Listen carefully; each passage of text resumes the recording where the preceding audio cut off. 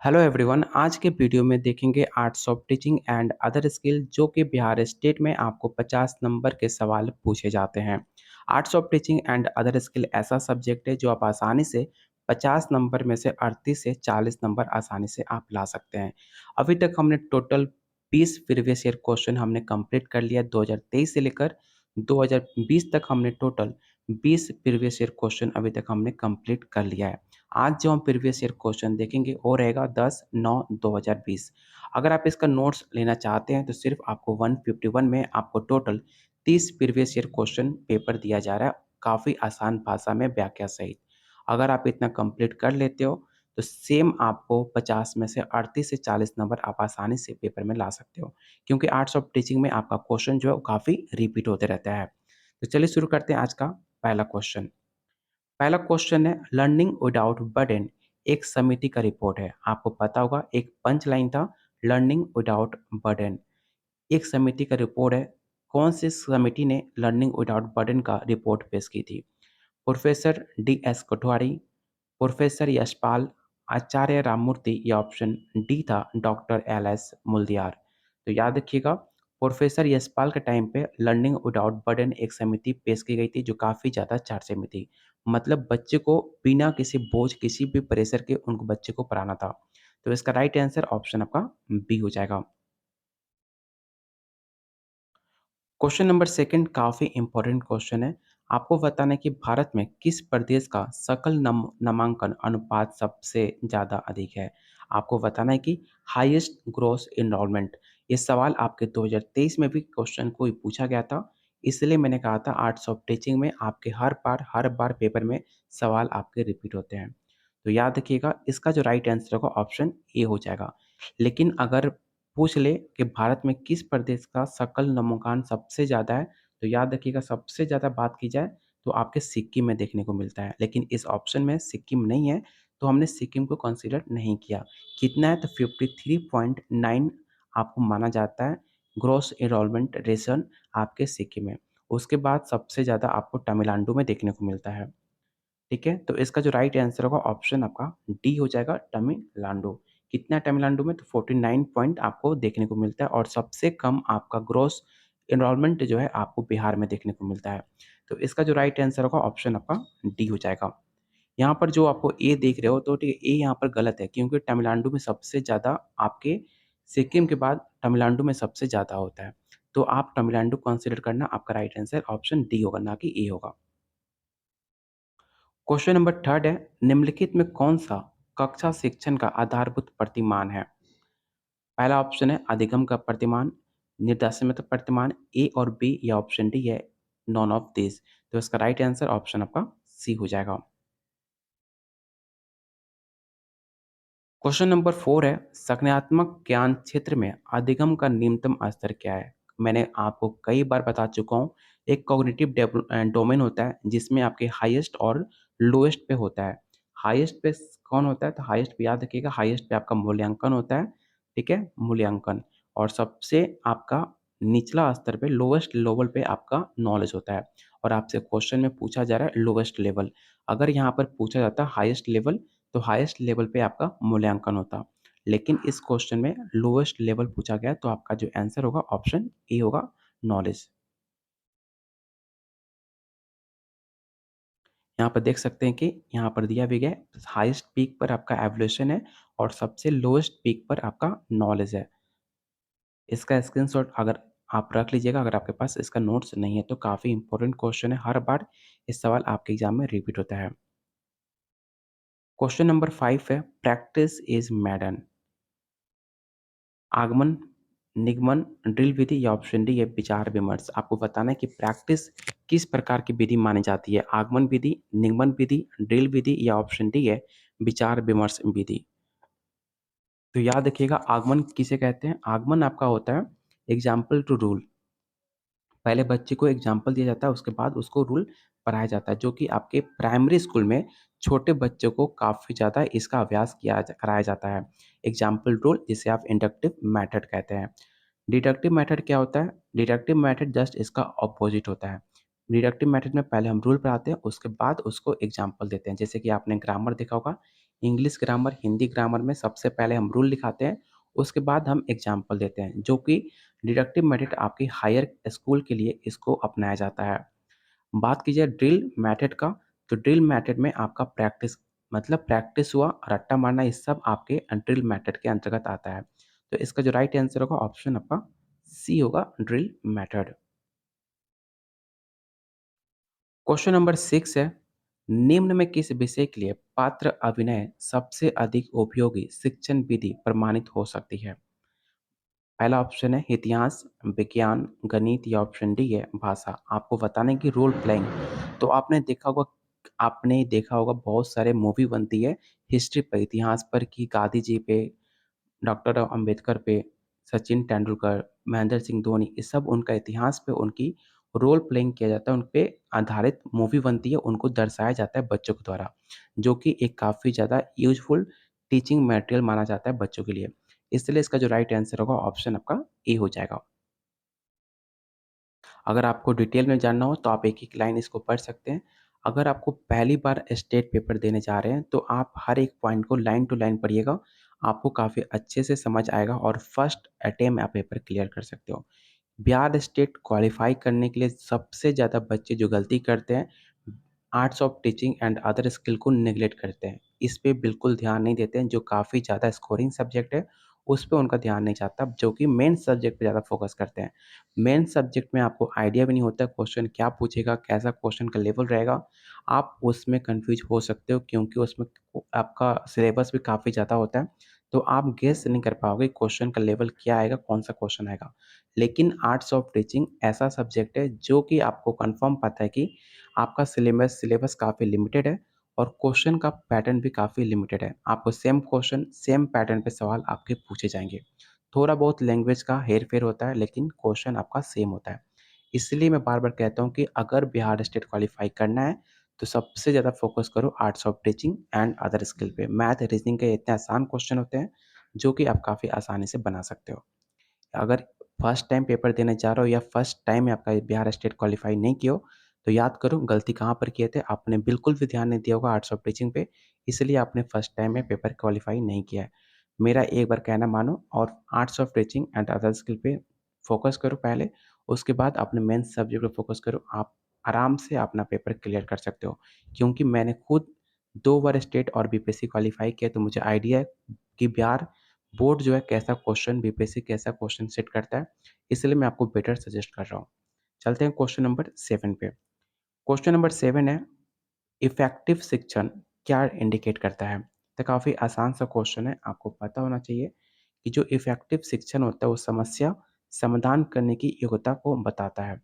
ठीक है? स्मरण, कभी भी आपका इफेक्टिव लर्निंग याद करने के लिए दोहराने की बात कभी नहीं करता। तर्क करने की योजना द्वारा एबिलिटी टू गिव आर्गुमेंट, कुछ हद तक इसको हम सही मान सकते हैं, ठीक है, लेकिन हम अदर ऑप्शन को देखेंगे। परीक्षा में उच्चतम अंक प्राप्त करने की योग्यता, तो कभी भी कोई भी स्कूल, कोई भी आपका टीचिंग मटेरियल, कोई भी आपका एनसीएफ हाई स्कोर लाने के लिए आपको नहीं पढ़ाया जाता, तो आपका ए और डी बिल्कुल भी आपका आंसर नहीं हो सकता। इन 2 ऑप्शन में आपका आंसर कोई एक हो सकता है और जब आप पेपर देने जाओगे तो आप ऐसी दुविधा में फँसोगे जो आपको लगेगा कि 2 ऑप्शन आपका सही है। लेकिन अगर ऐसा कभी होता है तो उस 2 ऑप्शन में सबसे जो बेटर ऑप्शन हो आप उसे चूज़ करना, जो कि इस 2 ऑप्शन में सबसे बेटर जो ऑप्शन है ऑप्शन सी है, ability to solve related problem. कभी भी कोई एक लैंग्वेज देखकर मत आंसर टिक आउट करना, रैपिड फायर में दोनों लैंग्वेज को एक बार रीड कर लेना और आपको बेटर ऑप्शन आपको खुद दिख जाएगा। तो इसका जो राइट आंसर होगा ऑप्शन सी होगा। क्वेश्चन नंबर 8 है, समग्र शिक्षा अभियान 2018 किससे संबंधित है? काफ़ी मोस्ट इम्पोर्टेंट क्वेश्चन है, याद रखना कि समग्र शिक्षा अभियान आपके स्कूल एजुकेशन से संबंधित माना जाता है। तो इसका राइट आंसर ऑप्शन आपका ए हो जाएगा। क्वेश्चन नंबर 9 है, निम्नलिखित में से शिक्षक में सबसे वंचित कौशल कौन-सा है?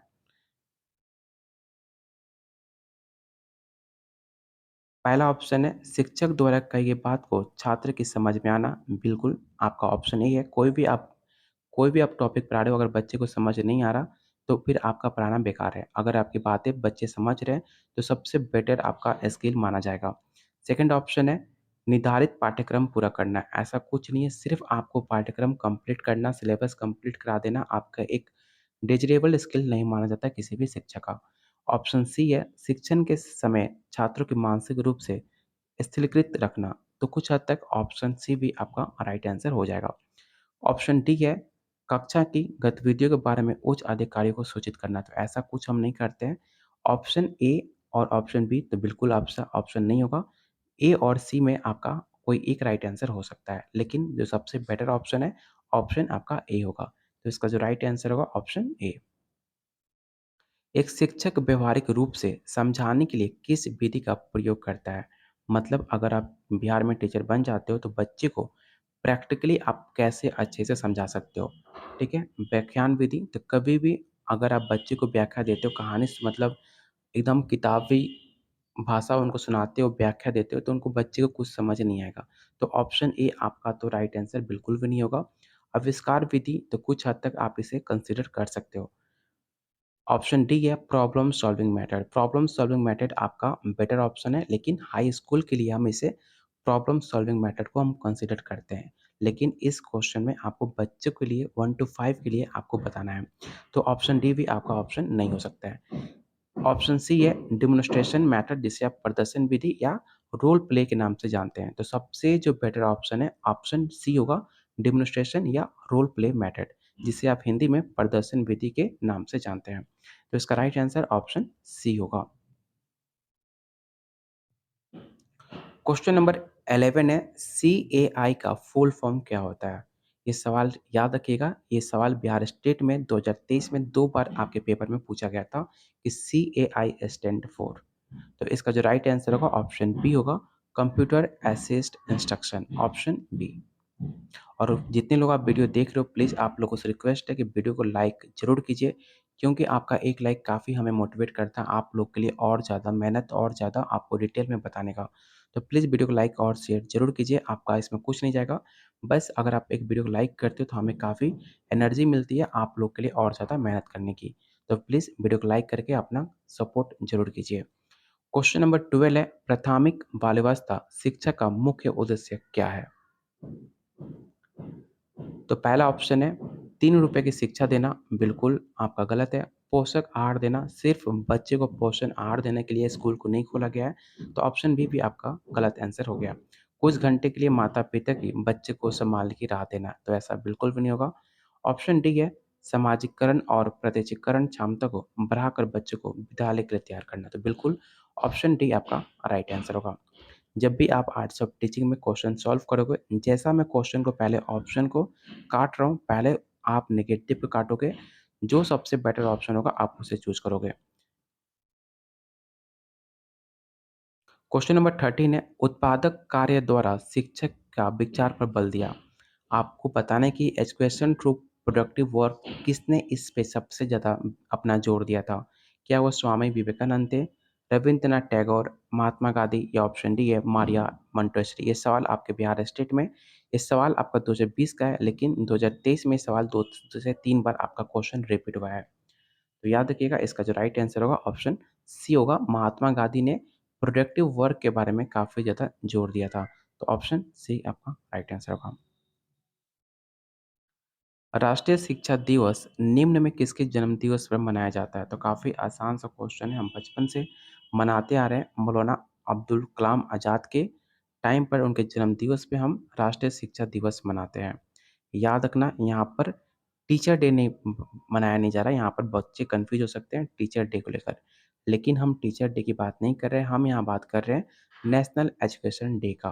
राष्ट्रीय शिक्षा दिवस, आप इसे शिक्षक दिवस मत समझ लेना।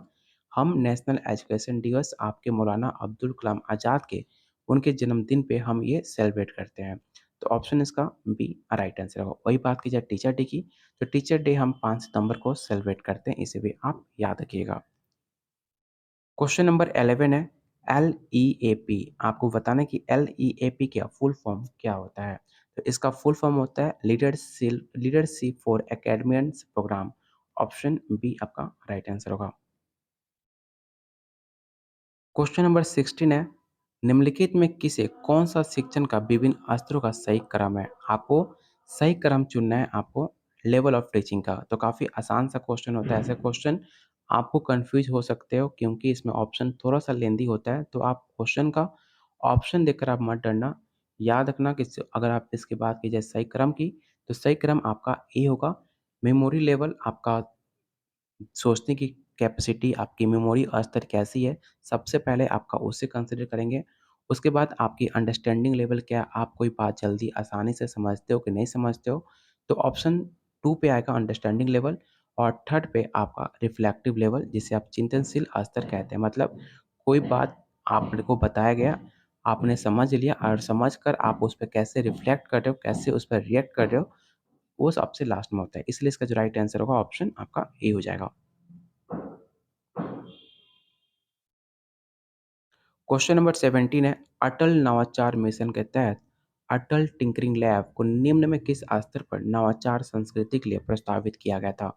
एक सवाल काफ़ी इंपॉर्टेंट है, याद रखिएगा। इसका जो राइट आंसर होगा ऑप्शन ए होगा स्कूल। ज़्यादा डिटेल में आपको जानना हो तो आप हर एक लाइन को पढ़िएगा। जैसे कि आप इसे 2016 में इसको स्थापित किया गया था, अटल इनोवेशन मिशन को, जिसे आप शॉर्ट फॉर्म में एआईएम को नाम से जानते हैं। ठीक है? तो अगर आप लाइन टू लाइन पढ़ते हो तो आपको बहुत सारे ऐसे पॉइंट जानने को मिलेंगे जो कि आने वाले एग्ज़ाम में देखने को मिल सकता है। तो आप इसे हर प्रैक्टिस सेट लेकर इसे हर लाइन टू लाइन ज़रूर कंप्लीट कीजिएगा, अगर आप फर्स्ट अटेम्प्ट में पेपर को क्लियर करना चाहते हो तो। अगर थोड़ा बहुत भी आप सीरियस हो बिहार में टीचर बनने के लिए, तो ये नोट्स आपके लिए काफ़ी ज़्यादा इम्पोर्टेंट साबित होने वाला है। क्वेश्चन नंबर 18 है, उम्मीदों का शिक्षा शास्त्र नामक पुस्तक किसके द्वारा लिखी गई है? तो काफ़ी फेमस आपका बुक है पेडागॉजी ऑफ होप, जो कि आपके पाउलो फ्रेयर द्वारा लिखी गई थी। तो ऑप्शन इसका सी राइट आंसर होगा। कब लिखी गई थी? तो 1992 में लिखी गई थी, इसे भी आप याद रखिएगा। क्वेश्चन नंबर 19 है, निम्नलिखित में कौन-सा शिक्षण अधिगम प्रक्रिया का स्वतंत्र चर माना जाता है? क्या वो शिक्षक होते हैं?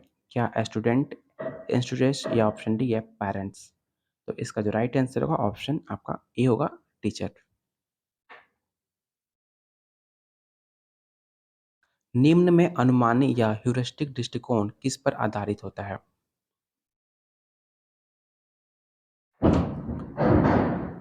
तो काफ़ी आसान सा क्वेश्चन है। ह्यूरिस्टिक मतलब क्या होता है?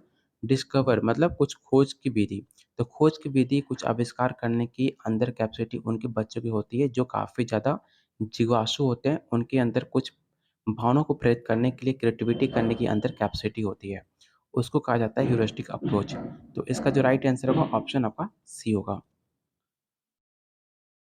क्वेश्चन नंबर 21 है, शिक्षण सहायक सामग्री का उपयोग किस लिए करते हैं? तो काफ़ी आसान सा क्वेश्चन है। आपको पता है कि शिक्षण टीचिंग मटेरियल जो है आपको छात्रों की ग्रहण शक्ति को बढ़ाने के लिए, ना कि सिर्फ शिक्षण को मनोरंजन बनाने के लिए, छात्रों को ध्यान आकर्षित करना, छात्रों को शिष्ट बनाना, ऐसा कोई भी ऑप्शन आपका सही नहीं माना जाता।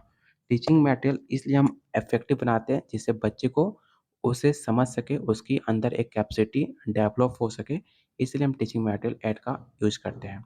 तो ऑप्शन इसका बी राइट आंसर होगा। अगला क्वेश्चन है, इंक्लूसिव एजुकेशन क्या है? किससे संबंधित है? तो पहला ऑप्शन है सभी बच्चों के लिए शिक्षा का नियम बनाना। तो आपको याद रखना, कभी भी हम किसी भी बच्चे के लिए नियम हम नहीं बनाते हैं। ऐसे ऑप्शन जब भी बात करें नियम का, तो पहले ही उसे आप गलत टिक आउट कर देना। सेकंड ऑप्शन है विविधताओं और सम्मान और सराहना करना, तो बिल्कुल ये भी सही है। सभी के लिए शिक्षा का गुणवत्ता लाना, ये भी सही है। ऑप्शन डी है ऑल ऑफ दिस। तो ऑप्शन बी और सी दोनों सही है, तो हम ऑप्शन डी को कंसीडर करेंगे क्योंकि रूल की बात इसमें कर रहा है, तो रूल आपका नेगेटिव वर्ड पॉइंट होता है, लेकिन इसमें 2 ऑप्शन आपका सही है और ऑप्शन डी दिया रहा है ऑल ऑफ दिस, तो यहाँ पर आपको ऑप्शन डी के साथ आपको जाना पड़ेगा। तो इसका राइट आंसर ऑप्शन आपका डी हो जाएगा। क्वेश्चन नंबर 23 है, निम्नलिखित में कौन सी विधि प्रत्येक शिक्षक द्वारा प्रयोग करना चाहिए? मतलब ऐसा कौन-सा विधि है जो हर टीचर उसे अपना सकता है? तो पहला ऑप्शन है एनालिटिकल और सिंथेटिक, जिसे आप विश्लेषण और संश्लेषण कहते हैं, या सिंथेटिक या विश्लेषण, या केवल विश्लेषण या केवल संश्लेषण। तो याद रखिएगा, सबसे बेटर ऑप्शन है आपका विश्लेषण और संश्लेषण। विश्लेषण और संश्लेषण क्या होता है? तो याद रखिएगा, कोई भी चीज़, जैसे कि अगर आपको मैं बता रहा हूँ गाय के बारे में या फिर कोई भी जैसे कि मैंने फ़ॉर्मूला बता दिया, ठीक है? या मैंने आपको बताया कि subject plus V1 plus object होता है। किसी भी चीज़ को आप खंड-खंड तोड़कर उसको बताते हो, पार्ट में डिवाइड करके बताते हो, जैसे कि कोई पैराग्राफ होता है, कोई स्टोरी होती है, उसे आप खंड-खंड में उसको पार्ट में तोड़कर उसे एक जगह इकट्ठा करके समझाते हो, उसको कहा जाता है विश्लेषण। ठीक है? जो एक छोटी से समूह को हर एक खंड में तोड़ देना। अगर यहाँ पे एक बर्फ़ है, बर्फ़ को 10 टुकड़ों में तोड़ देना, आपको कहा जाता है विश्लेषण। कोई भी स्टोरी को 10 भागों में तोड़कर आपको समझाना, उसे कहा जाता है विश्लेषण। और संश्लेषण मतलब होता है 10 चीज़ों को एक जगह इकट्ठा कर देना, उसे कहा जाता है संश्लेषण। तो सबसे अच्छी विधि मानी जाती है जो हर शिक्षक उसे अपना सकता है, विश्लेषण और संश्लेषण। इसलिए इसका जो राइट आंसर होगा ऑप्शन आपका ए हो जाएगा। और बेटर में समझने के लिए आपको इस पॉइंट को पढ़िएगा, आपको और अच्छे पॉइंट ऑफ व्यू से आपको अच्छे से और समझ आ जाएगा। क्वेश्चन नंबर 24 है, निम्नलिखित में कौन-सा विकल्प शिक्षण कौशल से संबंधित है? पहला ऑप्शन है श्यामपट्ट लिखना, तो सिर्फ श्यामपट्ट लिखना शिक्षण कौशल से संबंधित नहीं माना जाता, ठीक है? लेकिन इसे भी अभी तक हम कंसीडर करेंगे, ठीक है? प्रश्नों का समाधान करना बिल्कुल सही बात है, प्रश्न पूछना सबसे इफ़ेक्टिव चीज़ होता है, किसी भी चीज़ से प्रश्न पूछना। ऑल ऑफ दिस, तो इसका राइट आंसर ऑप्शन हम डी मानेंगे, all of this. Question number 25 है, अधिगम का सबसे उपयुक्त अर्थ क्या होता है? मतलब आपको बताना है कि the most appropriate meaning of learning क्या होता है? तो इसका जो राइट आंसर होगा ऑप्शन बी होगा, मॉडिफिकेशन ऑफ बिहेवियर, व्यवहार में अस्थायी परिवर्तन। याद रखना कभी भी आपको अस्थायी कुछ भी नहीं होता, सब चीज़ आपका अस्थायी होता है। टाइम के टाइम आपको जो चीज़ें होती हैं, चाहे ज्ञान हो चाहे आप खुद हो, आपको चेंज करनी पड़ती है। इसलिए मॉडिफिकेशन आपके अंदर होना काफ़ी ज़्यादा जरूरी होता है। तो इसका राइट आंसर ऑप्शन आपका बी होगा।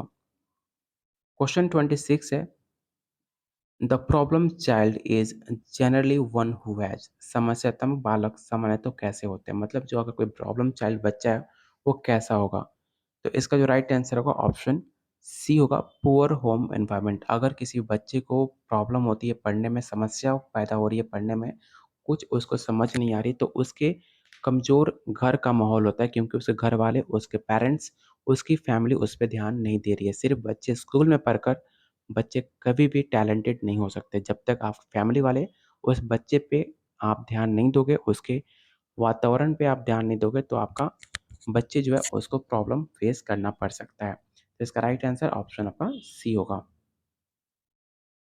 क्वेश्चन नंबर 27 है, निम्न में अधिगम प्रक्रिया में व्यक्तित्वक मतभेद को कम करने का महत्व किसे दिया जाता है? मोस्ट इम्पोर्टेंट क्वेश्चन है, याद रखिएगा। इसका जो राइट आंसर होगा ऑप्शन सी होगा। हर किसी का एक आइडियल होता है, जो कि उसे फॉलो करके व्यक्तित्व मतभेद को हम कम कर सकते हैं। जैसे कि अगर बात की जाए मतभेद कम करने का, तो विवेकानंद, महात्मा गांधी ऐसे 2 लीडर थे, जिसे आप उनको आइडियल मानकर उससे प्रेरित होकर अपने मतभेद को दूर कर सकते हैं। तो इसका राइट आंसर ऑप्शन आपका सी हो जाएगा। बाकी इसके बाद आपका मैथ और रीज़निंग का क्वेश्चन है, तो टोटल हम आर्ट्स ऑफ टीचिंग का टोटल हमने 27 क्वेश्चन कंप्लीट करे। आपको याद दिला दें कि ये जो प्रीवियस ईयर क्वेश्चन है आपका 2020 का है। जो भी आपका पेपर 2023 और 24 में होगा, जो आप पेपर देने जाओगे, तो उसमें आपको टोटल 30 क्वेश्चन आपको आर्ट्स ऑफ टीचिंग के मिलेंगे, जो कि आप अभी तक हमने जो प्रीवियस ईयर 2023 में कंप्लीट करे थे, उस हर एक पेपर में आपको 30 आर्ट्स ऑफ टीचिंग क्वेश्चन मिलेंगे, 10 रीज़निंग मिलेंगे, 10 आपको मैथ मिलेंगे, जो कि आपको टोटल 30 प्रीवियस ईयर क्वेश्चन दिया जा रहा है। 26 2020 से लेकर 18/9/2023 तक टोटल 30 बार आपके आर्ट्स ऑफ टीचिंग के पेपर हो चुके हैं, जो सिर्फ़ मिलेगा आपको 151 में। आपने देखा होगा कितने आसान भाषा में आपको व्याख्या सहित दिया जा रहा है। लेने के लिए आप मुझे इस नंबर पे व्हाट्सएप कर सकते हैं या इस वीडियो के कमेंट बॉक्स में कमेंट कर सकते हैं। तब तक के लिए वीडियो को लाइक कीजिए, शेयर कीजिए। Keep watching, keep sharing.